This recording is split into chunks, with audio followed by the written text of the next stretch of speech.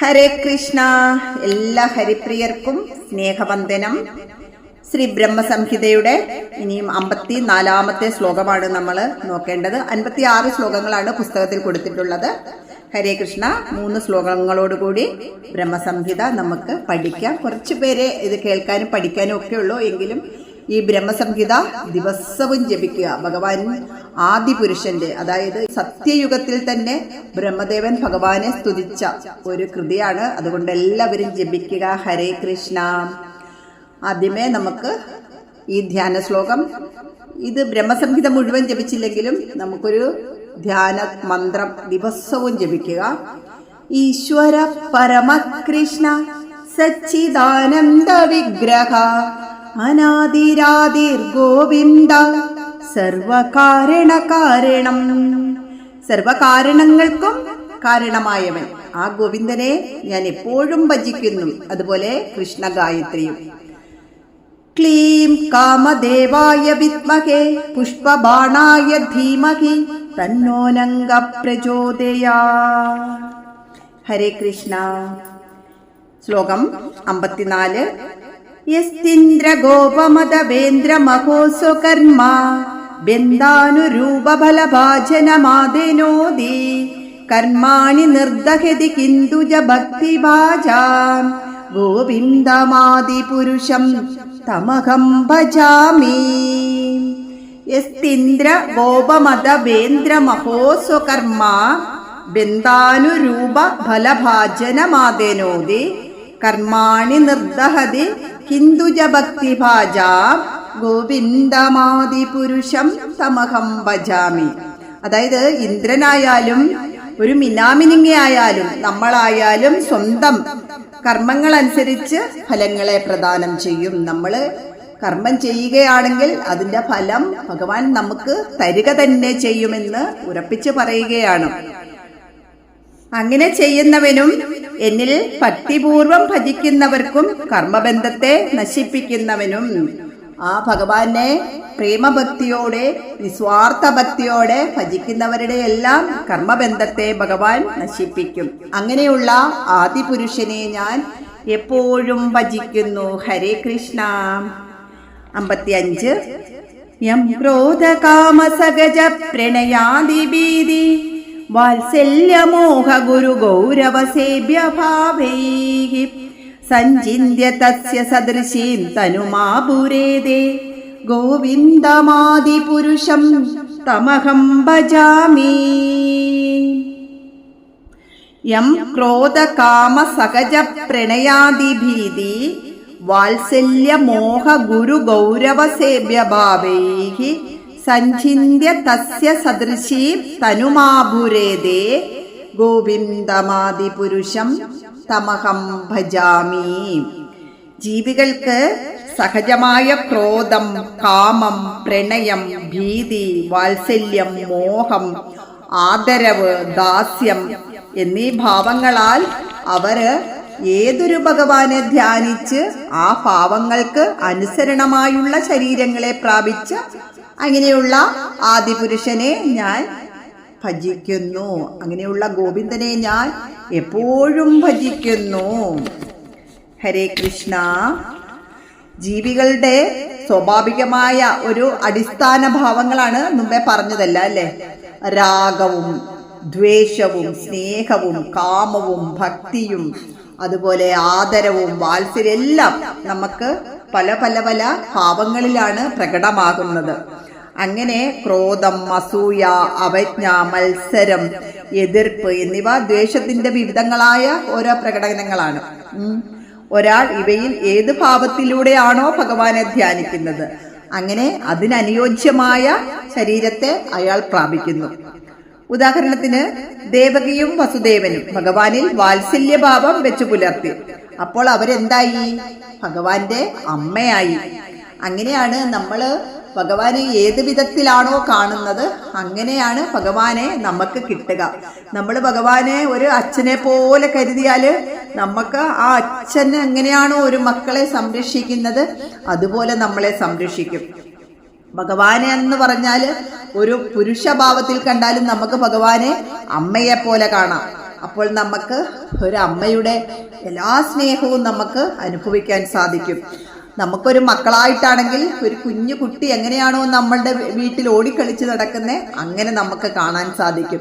ഒരു സുഹൃത്ത്, ഒരു കണ്ണാടി എന്ന പോലെ എപ്പോഴും ആ സുഹൃത്ത് നമ്മുടെ എല്ലാ കാര്യത്തിനും നമ്മളെ സഹായിക്കാനായിട്ട് കൂടെ ഉണ്ടാകും. അങ്ങനെ ഭഗവാനെ നമ്മൾ ഏത് രൂപത്തിലാണോ കാണുന്നത്, ആരാധിക്കുന്നത്, അങ്ങനെ തന്നെ നമുക്ക് ഭഗവാനെ കിട്ടും എന്നാണ് ഈ ഒരു ശ്ലോകത്തിലെ അർത്ഥം. അതുകൊണ്ട് ഭഗവാനെ ഏതെങ്കിലും ഒരു രൂപത്തിൽ, കാമുകനായിട്ടാണെങ്കിൽ അങ്ങനെ, ഭർത്താവായിട്ടാണെങ്കിൽ അങ്ങനെ, അച്ഛനായിട്ടാണെങ്കിൽ അങ്ങനെ, ഏതെങ്കിലും ഒരു രൂപത്തിൽ അടിയുറച്ചു ഭഗവാനെ അങ്ങനെ നമ്മുടെ നമ്മുടെ ആത്മാവിനെ പോലെ കരുതുക. നമ്മുടെ ആത്മാവ് തന്നെയാണ് ഭഗവാൻ. ആത്മാവിനെ പോലെ കരുതുക എന്നല്ല, ശരിക്കും നമ്മുടെ ഉള്ളിലിരിക്കുന്ന ആത്മാവാണ് ഭഗവാൻ. ഹരേ കൃഷ്ണ. ഇനി 56-ാമത്തെ ശ്ലോകമാണ്. അതൊരു നമ്മൾ സാധാരണ ഒരു പാട്ട് പാടുന്ന പോലത്തെ ആ രീതിയിലല്ല എല്ലാവരും ജപിക്കുന്നത്. ശ്രിയ കാന്ത കാന്ത പരമപുരുഷ കൽപ്പതരവോദ്രുമാ ഭൂമി ചിന്താമണി ഗണമയി തോയമമൃതം കഥാഗാനം നാട്യം ഗഗനമഭിവംശി പ്രിയ സഖീ ചിദാനന്ദം ജ്യോതി പരമമഭി തദാ സ്വാധ്യമഭിജാം സയത്ര ക്ഷീരാപ്തി സ്രവതി സുരഭീഭജ്യ സുമഹാൻ നിമേഷാർദ്ധാഖ്യോ വാ വ്രജതി നഹി യത്രാഭിസമയഃ ഭജേ ശേദദ്ദീപം തമഹമിവ ഗോലോകമിതിയം വിദന്തസ്തേ സന്ത ക്ഷിതി വിരളചാരാ കതിപയേ. അങ്ങനെയാണ് അത്. എൻ്റെ ഇടത്തിലാണ്. നിങ്ങൾക്കും ഇങ്ങനെ വാക്കുകൾ എടുത്ത് ഒരു ഗദ്യ രൂപേണ അങ്ങനെ ജപിക്കാം. ശ്രിയ കാന്ത കാന്ത പരമപുരുഷ കൽപ്പതരവോ ധ്രുമ. ആ ശേതദീപനെ ഞാൻ ഭജിക്കുന്നു. ഭൂമി ചിന്താമണി ഗണമയി തോയമമൃതം കഥാഗാനം നാട്യം ഗഗനമഭിവംശി പ്രിയസഖീ ചിദാനന്ദം ജ്യോതി പരമഭി തദാ സ്വാധ്യമഭിജ സയത്ര ക്ഷീരാപ്തി സ്രവതി സുരഭീഭജ്യ സുമഹാൻ നിമേഷാർദ്ധാഖ്യോ വാ വ്രജതി നഹി യത്രാഭിസമയഃ ഭജേ ശേതദ്ദീപം തമഹമിഹ ഗോലോകമിതിയം വിദന്തസ്തേ സന്തഃ ക്ഷിതിവിരളചാരാ കതിപയേ. അതായത് ആ ശേതദീപനെ ഞാൻ എപ്പോഴും ഭജിക്കുന്നു. യാതൊരിടത്ത് പത്നിമാരായ അനേകം ലക്ഷ്മികൾ അവരുടെ ഒരേ ഒരു നാഥനായ ഗോവിന്ദനെ സേവിക്കുന്നു. വൃക്ഷങ്ങളെല്ലാം കൽപ്പവൃക്ഷങ്ങളാകുന്നു. അതായത് ആ ഗോലോകത്തെ കുറിച്ച് വീണ്ടും പറയുകയാണ്. അവിടുത്തെ വൃക്ഷങ്ങളെല്ലാം കൽപ്പവൃക്ഷങ്ങളാണ്. നിലം മുഴുവനോ, നമ്മൾ ആദ്യമേ പറഞ്ഞിട്ടുണ്ട് ഇത്, നിലം മുഴുവൻ ചിന്താമണിയാകുന്നു, ജലമെല്ലാം അമൃതാകുന്നു, പറയുന്നതൊക്കെയും മധുരതരമായ ഗാനം പോലെയാകുന്നു, ഗമനങ്ങളൊക്കെയും മനോഹര നാട്യം പോലെയാകുന്നു, ഓടക്കുഴൽ പ്രിയപ്പെട്ട സഖാവാകുന്നു. യാതൊരിടം ചിദാനന്ദമയവും ജ്യോതിർമയവും ഭൗതിക ലോകങ്ങൾക്കെല്ലാം മേലെ സ്ഥിതി ചെയ്യുന്നതും ഏറ്റവും ആസ്വാദ്യകരവുമാകുന്നു. അതായത് ആ ഗോലോകത്തിൽ സുരഭികളിൽ നിന്നും ക്ഷീരം മഹത്തായ സമുദ്രം പോലെ ഒഴുകുന്നു. അരനിമിഷ സമയം പോലും കടന്നു പോകുന്നത് അറിയുന്നേയില്ല. യാതൊരു ധാമത്തെ ഇവിടെ ഭൂമിയിൽ ഗോലോകമെന്ന് ആത്മജ്ഞാനികൾ കുറച്ചുപേർ മാത്രം അറിയുന്നു. ഈ ഭൂമിയിലുള്ളവർക്ക് ആർക്കും തന്നെ ആ ഗോലോകത്തെ കുറിച്ച് അറിയുകയേയില്ല. ഗോലോകധാമത്തിൽ വസിക്കുന്ന ആ ഗോവിന്ദനെ അറിയുക, നിങ്ങൾ എപ്പോഴും ഭജിക്കുക. ഞാൻ ഈ ഗോവിന്ദനെ എപ്പോഴും ഭജിക്കുന്നു. ഹരേ കൃഷ്ണ. എല്ലാവരും ഈ ബ്രഹ്മസംഹിത പഠിക്കുകയും കേൾക്കുകയും മറ്റുള്ളവർക്ക് പറഞ്ഞു കൊടുക്കുകയും ഒക്കെ ചെയ്യുക. കാരണം ഇത് സത്യയുഗത്തിൽ തന്നെ ബ്രഹ്മദേവൻ ഭഗവാനെ സ്തുതിച്ച കൃതിയാണ്.